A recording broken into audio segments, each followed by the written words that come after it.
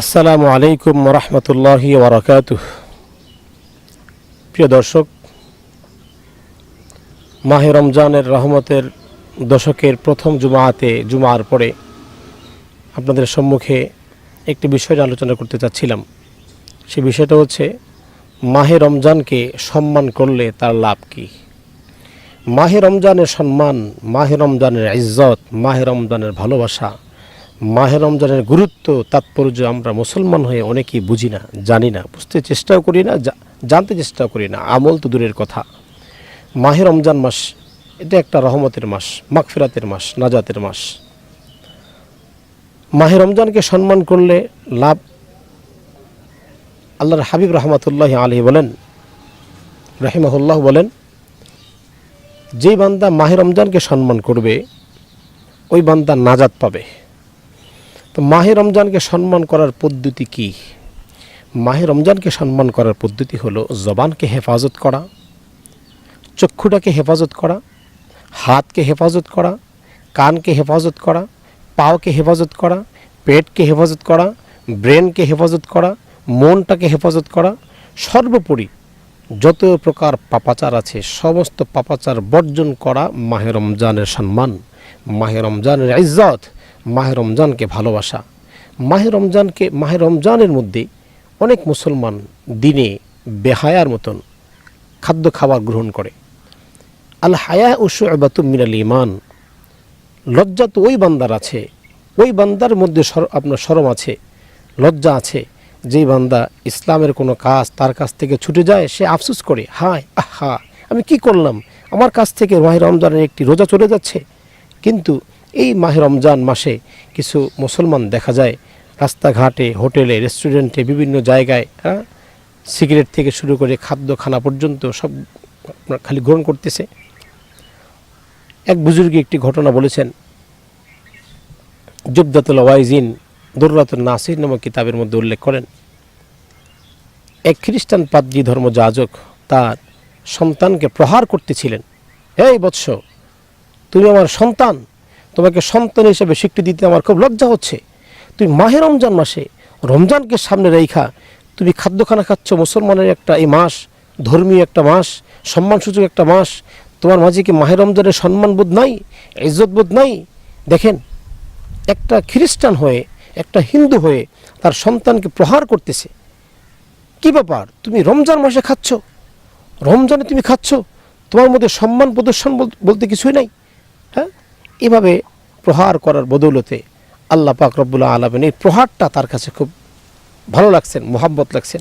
কিছুদিন পরে এই ধর্মযাজক মারা গেলে পরে আল্লাহর ওলি উনি স্বপ্নে দেখেন ইনি জান্নাতে বিচরণ করতেছেন। তো জিজ্ঞেস করলেন, কি ব্যাপার হে ধর্মযাজক, তুমি তো হিন্দু ছিলা, বৌদ্ধ ছিলা, খ্রিস্টান ছিলা, হ্যাঁ তুমি তো বিধর্মী ছিলা, তো তুমি কেন জান্নাতে? তখন এই ধর্মযাজক বলল, দেখো আমি ছোটোবেলা থেকেই আমার ইসলামের প্রতি সম্মান ছিল আলাদা, আমি নবীর প্রতি সম্মান ছিল আলাদা, আমি খ্রিস্টান ছিলাম ঠিকই, আমি বিধর্মী ছিলাম ঠিকই, কিন্তু মুসলমানের প্রতি আমার একটা শ্রদ্ধাবোধ ছিল আলাদা।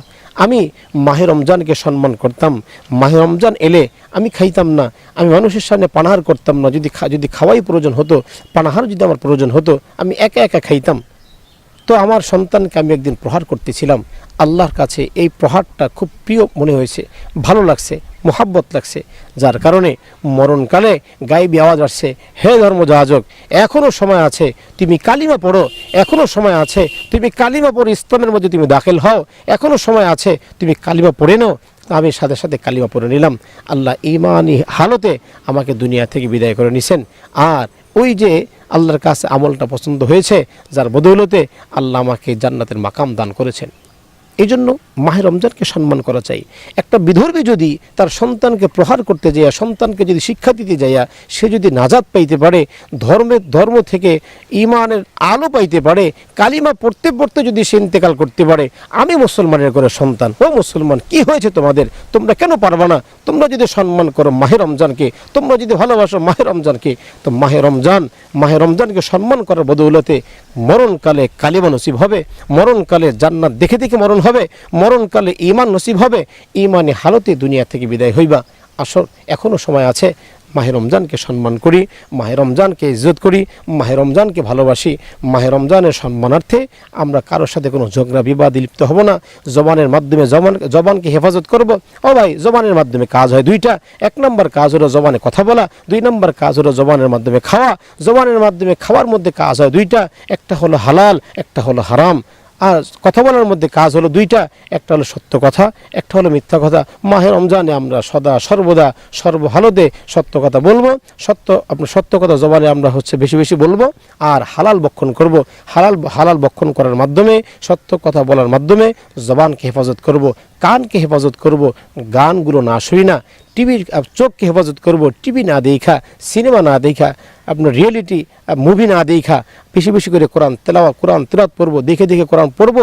এভাবে করে হেফাজত করব চোখটাকে, হাতকে হেফাজত করব। যদি কেউ মারতে আসে বলবো আমরা রোজাদার, ভাই আমি রোজাদার, মারছো আমি রোজাদার। এভাবে করে বলো, দেখবা সমাজের মধ্যে বিভেদগুলো ভুলে যাবে।